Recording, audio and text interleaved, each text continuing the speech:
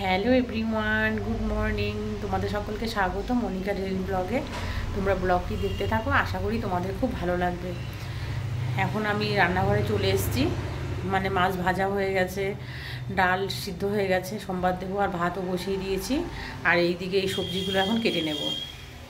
চলো এখন বিছানাটা তুলে নিই। বিছানাটা পড়ে রয়েছে, এখন বাজে সকাল 9:30 কি 10:15।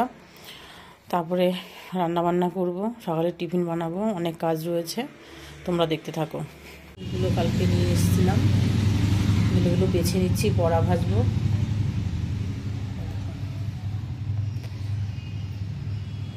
এখানে এই মাছগুলো ভাজা বাকি রয়েছে, আর এই মাছগুলো ভাজা হয়ে গেছে। আর এখানে এই কাঁচা টমেটো মানে চচ্চড়িটা রান্না করব। চলো মাছগুলো নামিয়ে নিই।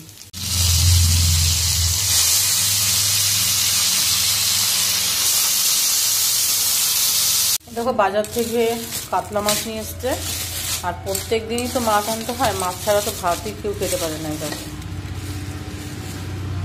কাতলা মাছ।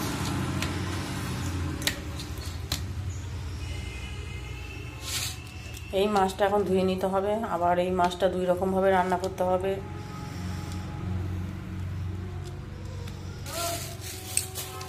চলো এখন মাছটা ধুয়ে নেব।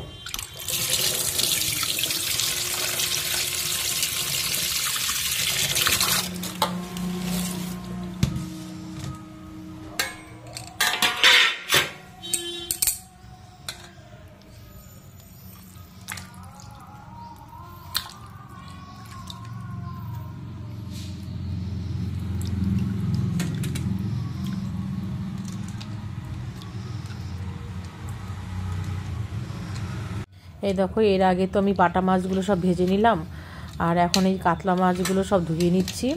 ধুয়ে টুয়ে নিয়ে এই মাছগুলো নুন হলুদ মাখিয়ে মানে ভেজে নিতে হবে। আর পৌষ সংক্রান্তির দিন মানে এত কিছু রান্না করতে গেলে না, মানে পিঠে পায়েস করতে গেলে অনেকটাই দেরি হয়ে যাবে। তার জন্য খুব তাড়াতাড়ি করছি। রান্নাবান্নাটা তাড়াতাড়ি করে নিলে সব কাজই তাড়াতাড়ি হয়ে যাবে।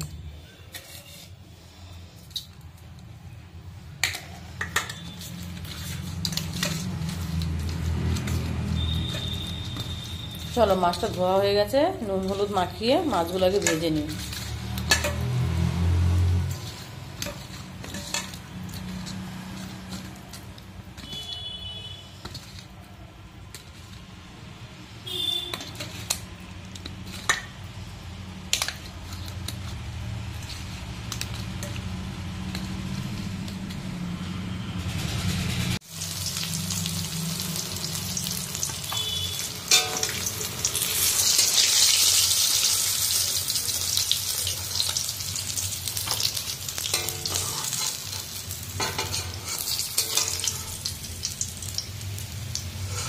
এখানে লাল শাক আছে 2 আটি। এই দেখো, লাল শাকটা আমাদের সবাই খুব পছন্দ করে। আর এখানে দেখো তো সবজি আছে, পেঁয়াজকলি আছে, আলু। এখন তো নতুন আলুগুলো না ভালো করে ধুয়ে রোদে শুকিয়ে নিই, নাহলে আলুগুলো আগে ভালো করে না ধুলে না সব কিচকিচ করে, পরে যদি মানে কাটা হয় আর কি, ধোয়া হয় তাহলে। আর এখানে দেখো যে পেঁপেটা, কত বড় পেঁপেটা নিয়ে এসেছিলাম। এই দেখো, চলো এখন সবজিগুলো কেটে নিই, লাল শাকটা বেছে নিই।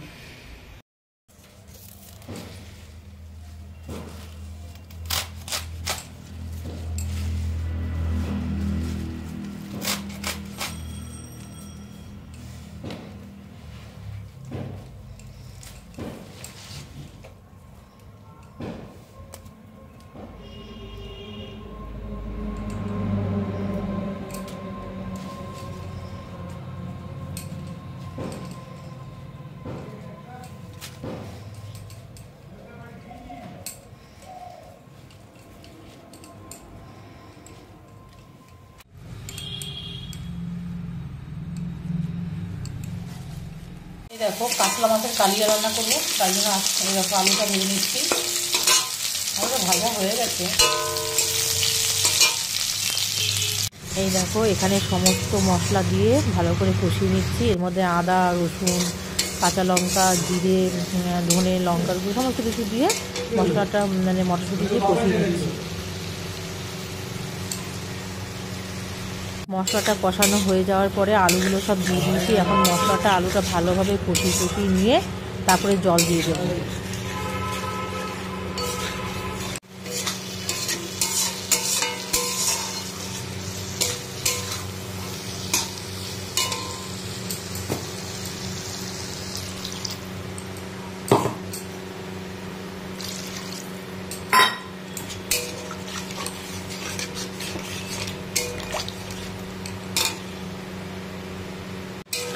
মশলাটা ভালোভাবে কষানো হয়ে গেছে, এখন জল দিয়ে দিয়েছি। এখন ভালো করে ঝোলটা ফোটার পরে মাছগুলো দিয়ে দেবো।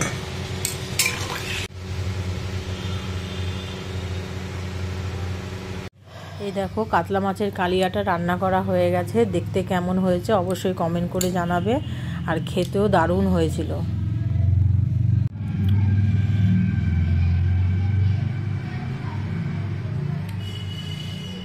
সকাল থেকে সমস্ত কাজকর্ম করে রান্না বান্না করে বিকেলবেলায় পিঠে বানাবো বলে সমস্ত কিছু জোগাড় করে নিলাম। এদিকে নারকেল কুড়িয়ে নিয়েছি, দুধ পুলি বানাবো।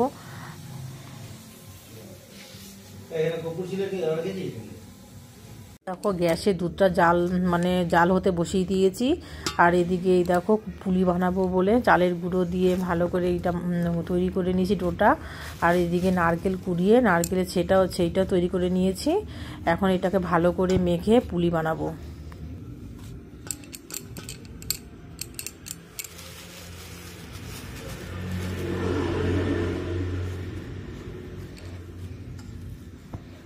দেখো আজকে হচ্ছে পৌষ সংক্রান্তি, তাই এখানে পুলি বানাবো। এখানে নারকেলের ছেইটা বানিয়ে নিয়েছি, আর এখানে দেখো এটাকে ভালো করে মেখে তারপরে পুলি বানাবো।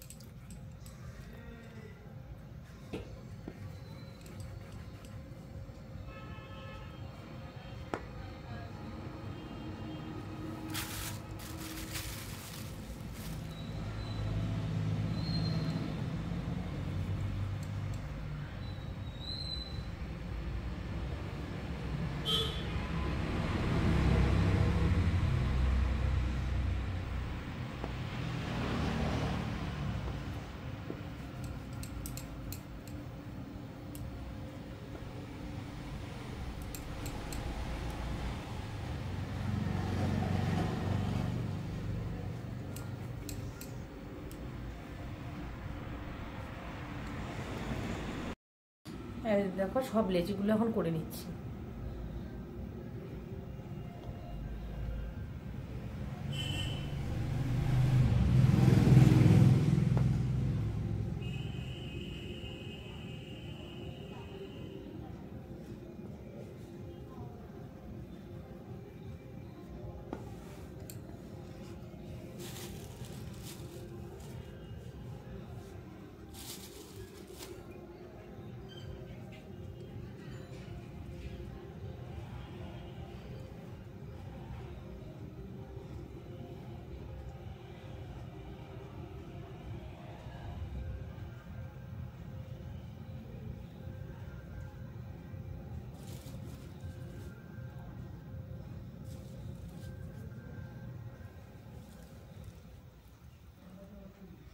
এর মধ্যে গোল করে নিয়েছি, এর মধ্যে নারকেলের ছেইটা দিয়ে দিতে হবে।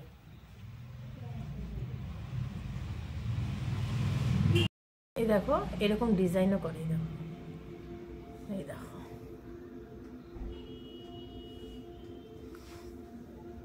এই দেখো পুলিগুলো না দুই রকম ডিজাইন করে বানিয়েছি। এদিকে দুটো মুখ করে বানিয়েছি পুলির মতো, আর এদিকে একটু ডিজাইন করেছি। দুই রকমভাবেই বানিয়েছি। আর আমার বাপের বাড়িতে সবসময় এই রকমভাবে করে, মানে সুন্দর করে করে আর কি রকম। আর আমার শ্বশুরবাড়িতে এইরকম করে করে দুই দিকে মুখ করে, তাই জন্য দুই রকমই করেছি। আর এইদিকে দেখো দুধটা ভালো করে জাল দিয়ে নিচ্ছি। অনেকক্ষণ ধরে মানে গ্যাসে বসানো দুধটা ঘন করে জাল দিলে না, তারপরে গুড় টুড় দিয়ে করলে মানে খেতে বেশি ভালো লাগে। আর এদিকে দুধটা তো ফুটে গেছে, আর এদিকে পুলিগুলো সব করা হয়ে গেছে। এবার দুধের মধ্যে গুড়টা দিয়ে ভালো করে জাল দিয়ে, এই দেখো এখানে এই সাজের পিঠে পাটিসাপটা আর পায়েসটা আমার বাপের বাড়ি থেকে পাঠিয়েছে টিফিন বক্সে করে, তাই ভাবলাম তোমাদেরও একটু দেখাই, তাই দেখিয়ে দিলাম। আর এদিকে এই দেখো পুলিটা এখন আমি ভালো করে বানিয়ে নেব। আর পিঠে পায়েস করলে আমার বাড়িতে কেউ খায় না, এই জন্য বেশি কিছু করি না। দুধটা ভালো করে জাল দিয়ে ওর মধ্যে গুড় দিয়ে দিয়েছি। এবার গুড় দিয়ে অনেকক্ষণ জাল দেওয়ার পরে এবার আস্তে আস্তে পুলিগুলো সব এই মানে দুধের মধ্যে ছেড়ে দেব। তারপরে একটু ভালো করে ফুটিয়ে নামিয়ে নেব। এই দেখো পুলিগুলো এখন সব দিয়ে দিচ্ছি। আর পুলিগুলো দেওয়া হয়ে গেলে না বেশি নাড়তে নেই, তাহলে ভেঙে যাবে।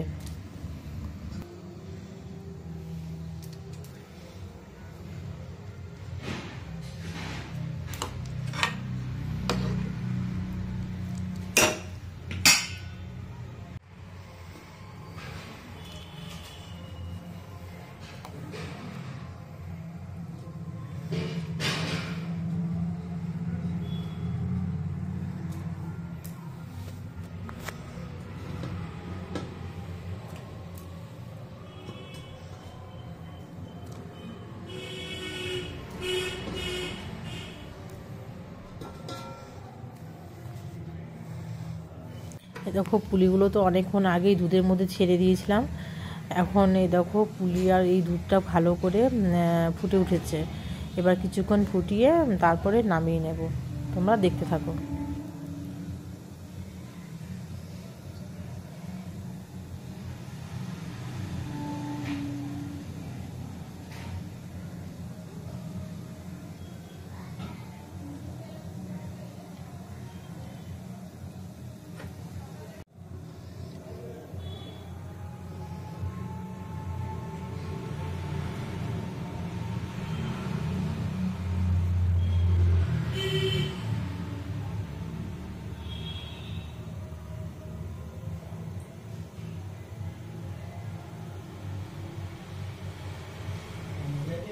দুধ পুলিটা হয়ে গেছে ভালো করে। এমনি তো পুলি দেওয়ার আগে ভালো করে দুধটা জাল দিয়ে নিয়েছিলাম।